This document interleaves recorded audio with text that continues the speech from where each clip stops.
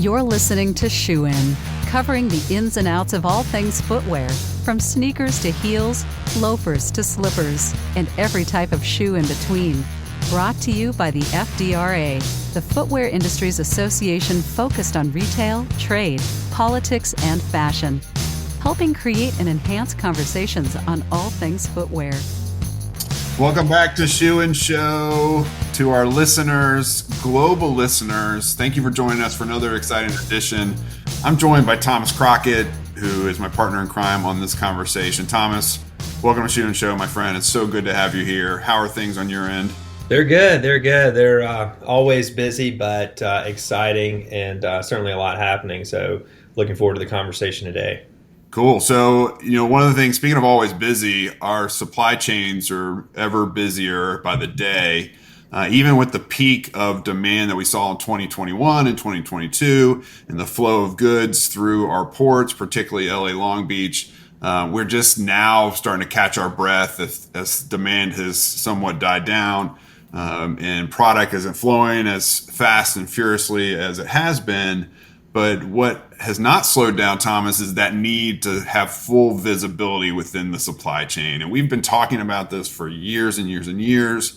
And then you throw in something like the UFLPA, a policy that pushes even more incentives into, enforcement incentives, I should say, into supply chain visibility and bringing tools on board and partnering with really effective companies in that space. And then you have yourself kind of a strong need to ensure that you know your supply chain, you know where your product is and where it's coming from and where it's headed. So today I'm really excited about our conversation. Tell us who we have on today's program to talk about it. Yeah, we're very excited that we are bringing in Marissa Brock, who is with Sourcemap, to talk about some key issues that you just highlighted, traceability in particular. So Marissa, thanks so much for joining us today, and look forward to hearing what you have to say on some of these key issues. Thank you, guys. Happy to be here. So let me start off. I know that Sourcemap, Matt mentioned the UFLPA, the Uyghur Forced Labor Prevention Act, and this has been a really big new law that's gone into effect that's changed things for how we handle traceability. So just want to get your perspective on, I know that Sourcemap says it's the only full suite solution for supply chain transparency and traceability. Can you tell us kind of what that means? What is, how are you guys the only ones that handle this? And what is your role for helping navigate the UFLPA? Absolutely. So Sourcemap has been around for nearly 15 years now. We actually were founded out of MIT, out of our founder, Leonardo Bonanni's PhD project out of MIT. And really at the time, the objective was to use upstream supply chain mapping to predict supply chain disruptions, prevent shortages, really get that full end-to-end visibility into every single step from the point of origin, so the farm level, the factory level, to the finished good, and all of those steps in between. What's really changed over the last couple of years is supply chain mapping has now become a mandate for doing business, and a lot of that was spearheaded by the passing of the UFLPA.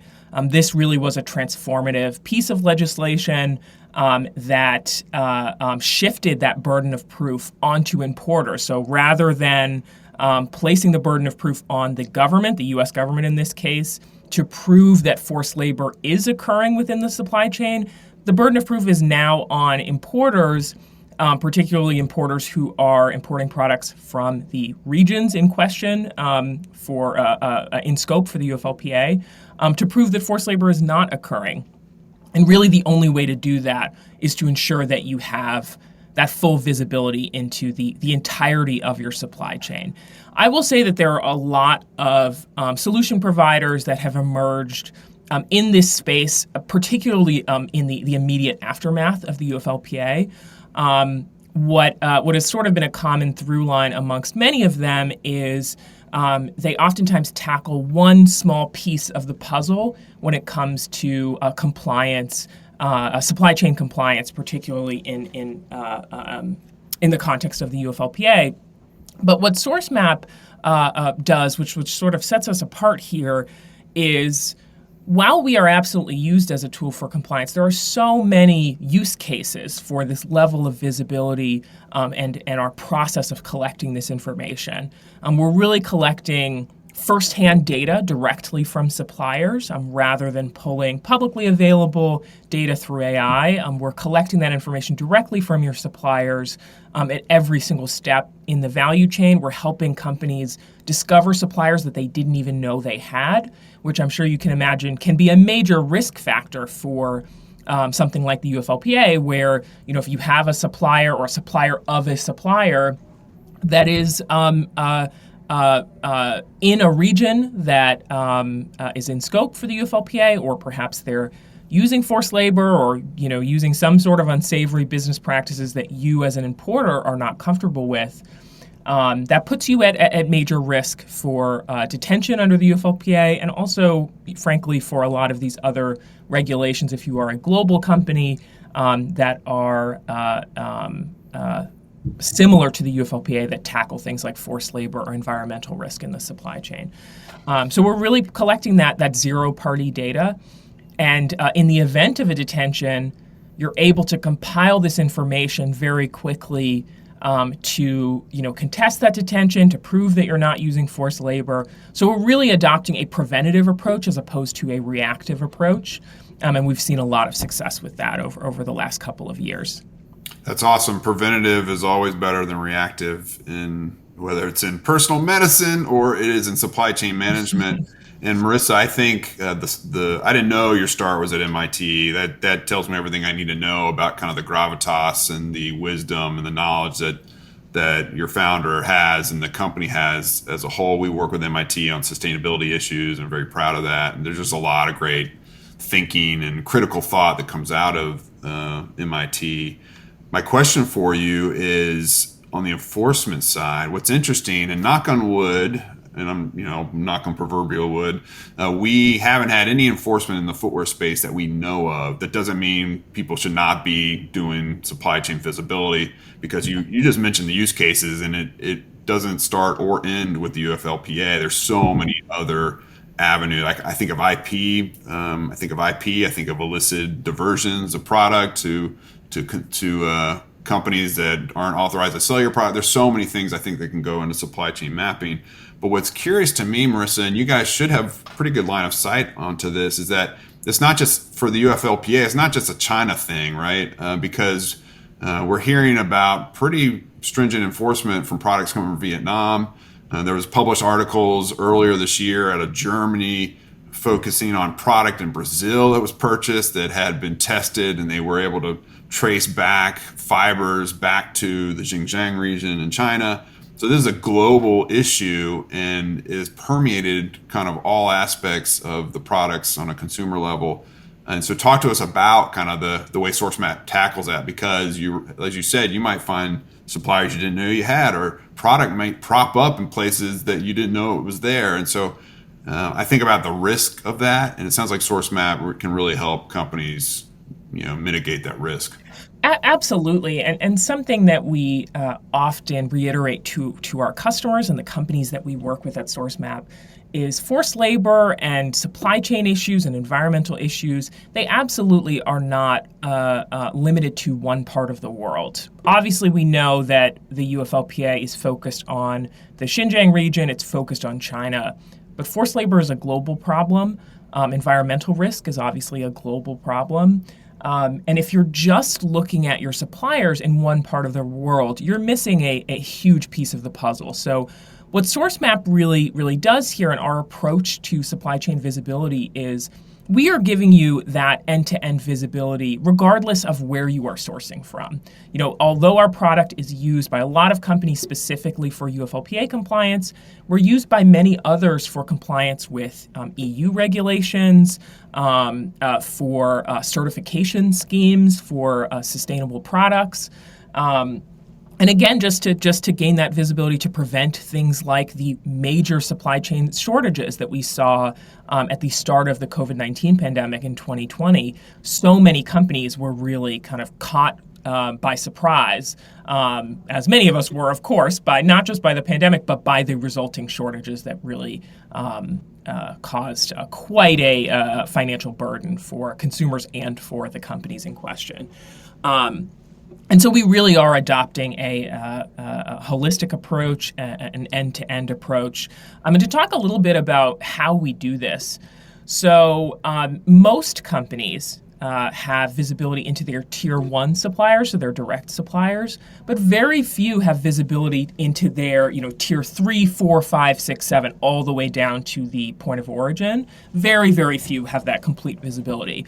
And so what we're doing is once a company has disclosed to us their tier 1 suppliers, we are deploying these cascading surveys to their tier 1s to disclose who they are sourcing from.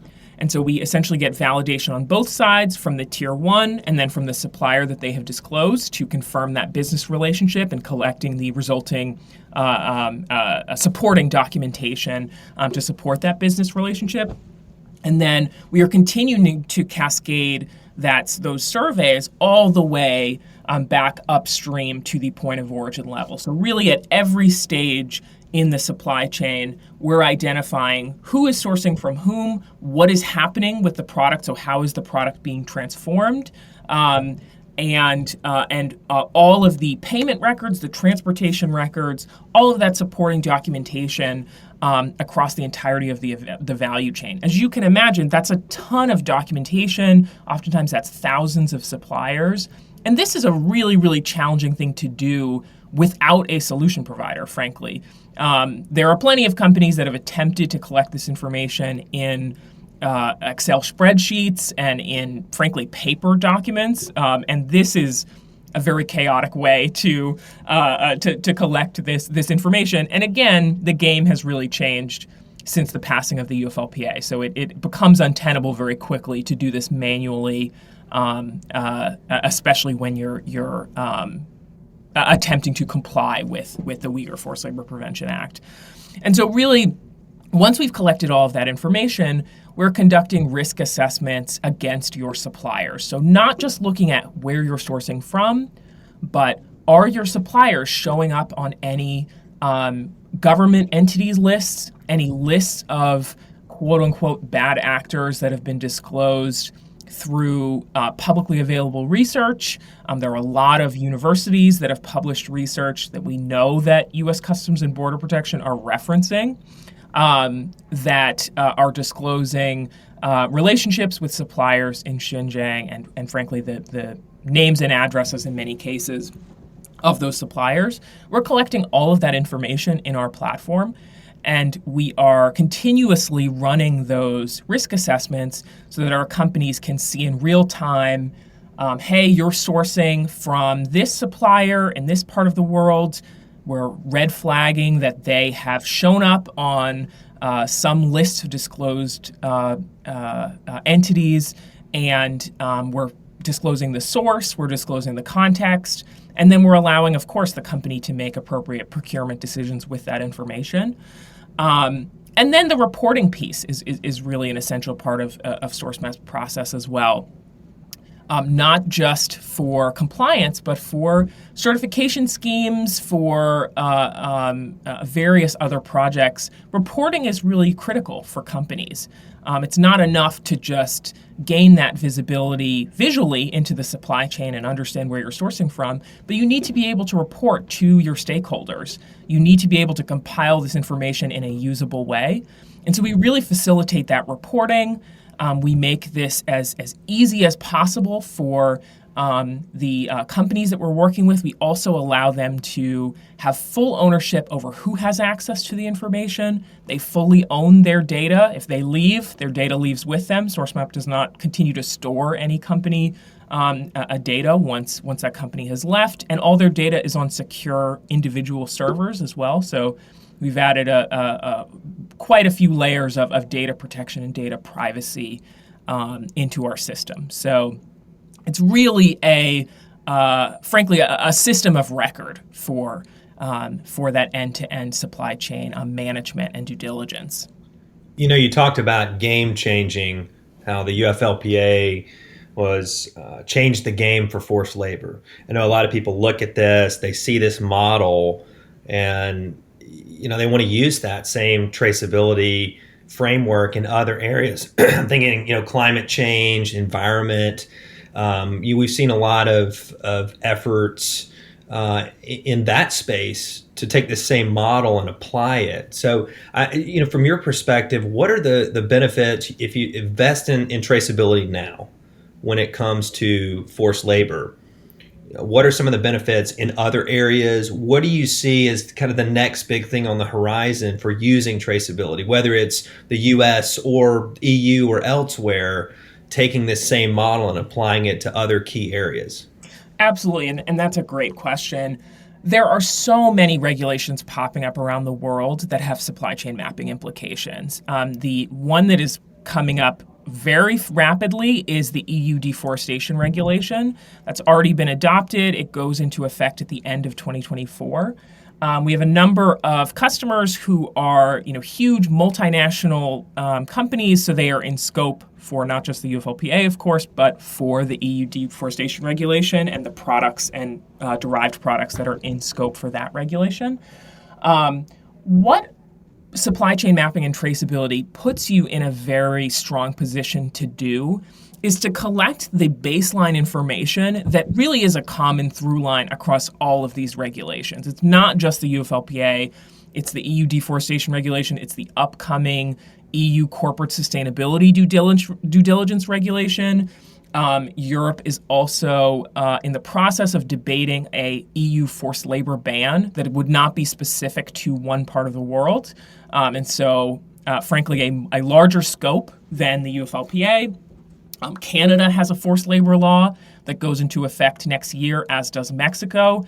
There are really a huge number of countries and areas that have adopted regulations that have supply chain mapping implications. And so for companies, particularly multinationals, it can feel overwhelming to say, okay, now I have to keep track of 5 different regulations that have really specific requirements. But the upside, I will say, to all of these is that there really is a common through line, and that is supply chain visibility.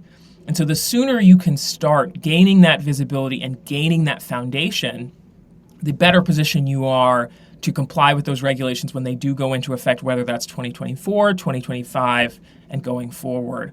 And what Sourcemap has really adopted over the last couple of years are specific workflows for compliance with these regulations. So understanding the specific requirements for each of these and facilitating all of the document collection that's needed, the reporting that's needed, making it, again, as easy as possible for our customers to know exactly what they need to comply with a regulation and be able to pull the requisite information as rapidly and efficiently as possible.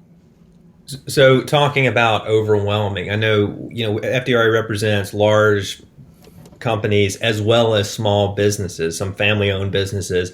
I think one of the things about China, obviously there are a lot of risks in China, but also for small companies, the access, getting into finding sourcing partners in China can be a lot easier than trying to go to some other countries, because China can take companies of Chinese factory partners can take companies of all different sizes. So you have that risk. And then I hear about, as you're saying, this host of regulations coming online from all over the world in this area. If you're a small company, how do you manage this? Are there tips? Are there things that make being a small company a little different in this space? What are your thoughts on that?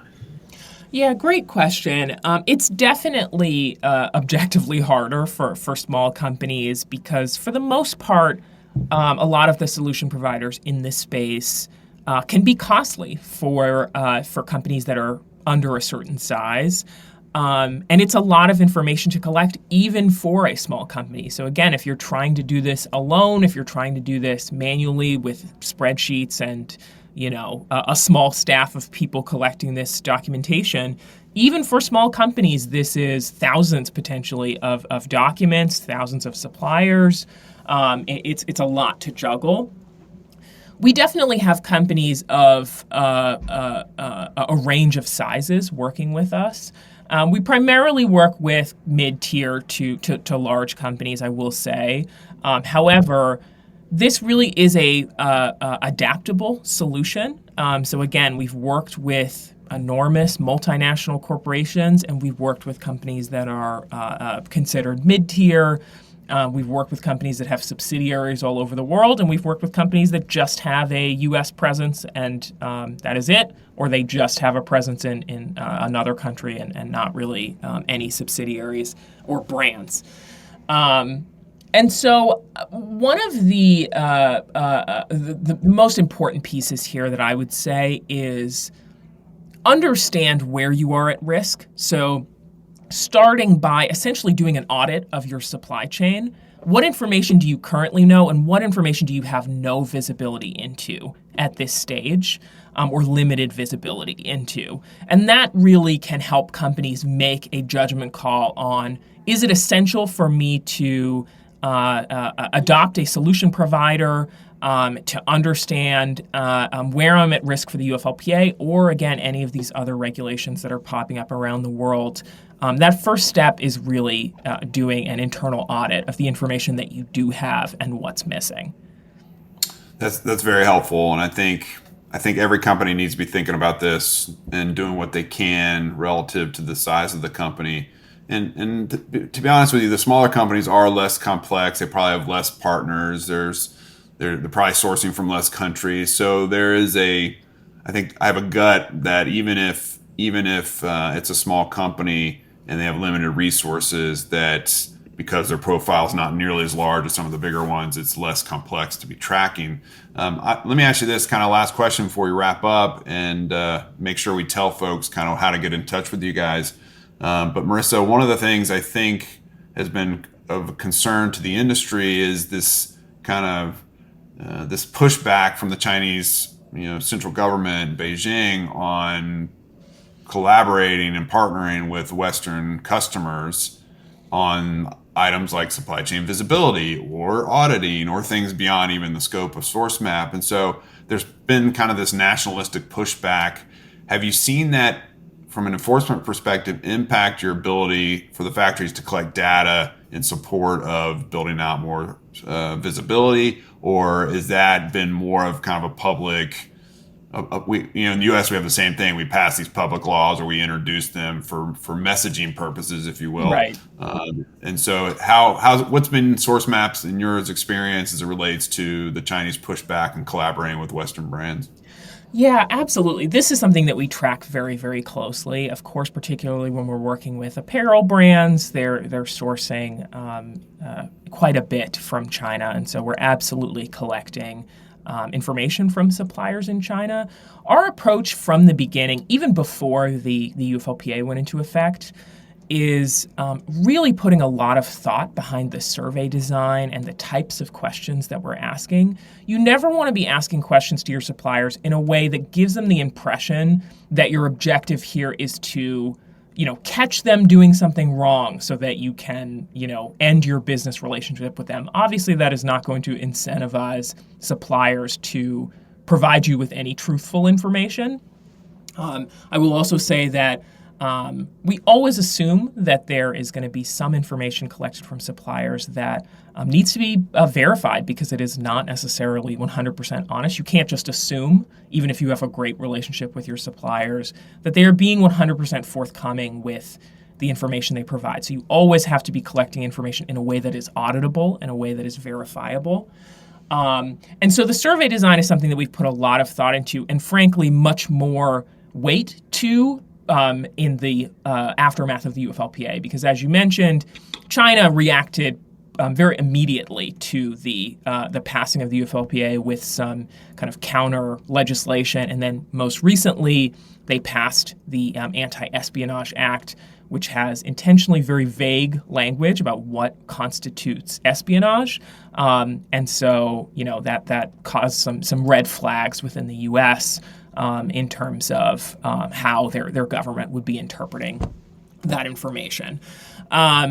But we actually have not seen a meaningful drop-off of response rates from suppliers, and I would absolutely attribute that to the way in which we're asking this information. We're never using words like forced labor. We're never using words like the UFLPA in any of our surveys, and we make sure that we emphasize with the customers that we work with that this is important for their business relationships as well, to really ensure their suppliers that having a visibility into the end-to-end supply chain is essential for their business relationships, and that their suppliers are a part of that.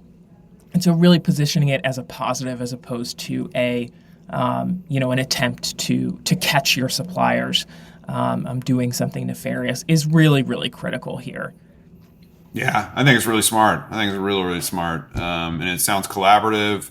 It's moved away from this kind of industry standard back in the day, which was comply or die, meaning if one false move and the contract's yanked, right? And that doesn't incentivize transparency. It's like, it's kind of anti-transparency, if you ask me, or counterintuitive to that. So last question, how do folks get a hold of you or Sourcemap? What's the best way to reach you guys? Yeah, absolutely. So our website is very easy to find. It's just www.sourcemap.com. You can always email info@sourcemap.com if you want to reach out to us directly. Always happy to get into the weeds about how our product works, demoing our software, walking through some case studies of companies that we've worked with. And we really cater our solutions to the companies that we're working with. So this really is an individual approach and a specific and catered approach based on your supply chain and the unique issues that you're trying to tackle. That's awesome. Marissa, thank you so much for coming on Shoe and Show. We really appreciate it. And for partnering with FDRA, we find the relationship very valuable. Your insights are critical, and we thank you again for coming on the program. Thank you so much. Yeah, no problem, folks. This has been another exciting edition of Shoe and Show. We're tackling all the ins and outs of the footwear industry, from retail and sales, design, development, all the way to trade, supply chain, and visibility. Marissa is just one example of the many great thinkers and experts that have come on this program over the last 7 years, and there's far more to come. And so we're grateful that you listen. We ask that you rate us. We ask that you share this episode and many others with your colleagues, your friends, and your family. And we ask you to tune in next week when another exciting episode drops. And until next time, Shoe and Show is out. Shoe In has been brought to you by the FDRA, the Footwear Industries Association focused on retail, trade, politics, and fashion, helping create and enhance conversations on all things footwear. For information about FDRA, visit fdra.org.